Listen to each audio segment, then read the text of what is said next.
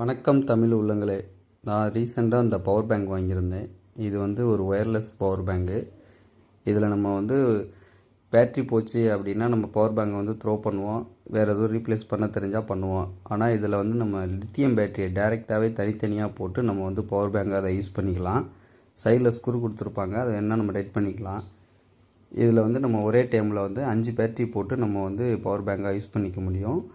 நம்ம வேறு எதுவும் நம்ம யூஸ் பண்ணணும்னாலும் இந்த பேட்டரியை நம்ம இதில் போட்டு சார்ஜ் பண்ணி அந்த பேட்டரியை நம்ம தனியாக எடுத்து நம்ம வோல்டேஜ் செக் பண்ணி நம்ம வேறு எதுக்கும் ப்ராஜெக்ட் செய்கிறோம் அப்படின்னா வந்து இதில் பயன்படுத்திக்க முடியும். தனித்தனியாக இதில் வந்து பேரல் கனெக்ஷன் தான் பண்ணியிருப்பாங்க. நம்ம வந்து ஒன்று ஒன்றா நம்ம வந்து கரெக்டாக போடணும். மாற்றி போட்டால் உடனே வந்துட்டு ஷார்ட் சர்க்யூட் ஆயிரும். இதில் வந்து நம்ம ஃபுல்லாக போட்டுட்டு நம்ம வந்து இதில் எத்தனை பர்சன்டேஜ் இருக்குது அப்படின்னு பார்த்தோம்னா இதில் வந்து ஃப்ரண்டில் வந்து டிஸ்பிளே இருக்குது. அந்த டிஸ்பிளே மூலியமாக நம்ம வந்து பார்த்துக்கலாம். இதில் வந்து இப்போ 4 பேட்ரி போட்டிருக்கேன். இதில் வந்து இப்போ 39% இருக்குது.